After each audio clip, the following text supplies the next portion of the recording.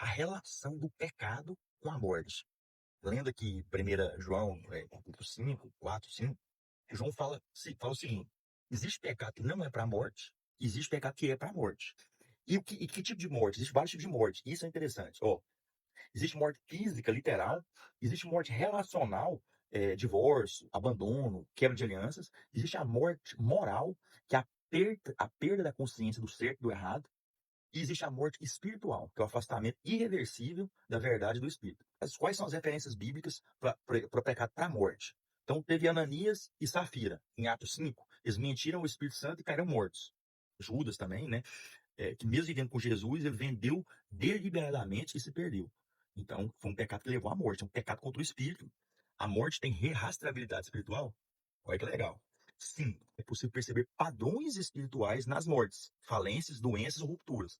Então, existe o diagnóstico do médico, e tudo que é um diagnóstico para resolver aquela causa naquele momento, existe o diagnóstico da rastreabilidade espiritual. Por que está naquela condição? Então, por exemplo, morte súbita em adultério, um julgamento espiritual. Provérbios fala disso, 5, 22, 23. Doença sem causa aparente. Pode ser um pecado oculto, falta de perdão. A Bíblia sinaliza alguma coisa nesse sentido. Em Tiago 5, versículo 14 a 16. Mortes de líderes espirituais em escândalo. É uma reprovação pública. 1 Coríntios 11, 30. Depressão profunda após mentira recorrente.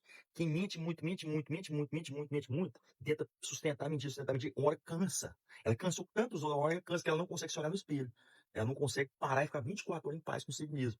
Então, querendo ou não, isso vai gerando depressão profunda. Porque todo pecado leva à morte, né? Mas aqui, o João, como é uma pessoa lá na frente, né, ele consegue distinguir isso. Os pecados que não são para a morte, intercessão, a pessoa intercedendo, ajudando, fazendo restauração, arrependimento, dá certo, e os pecados que é para a morte. Os pecados que são para a morte, revisando aqui, eles apontam para esse pecado que nega o Espírito, que é o único que pode dar o perdão, né?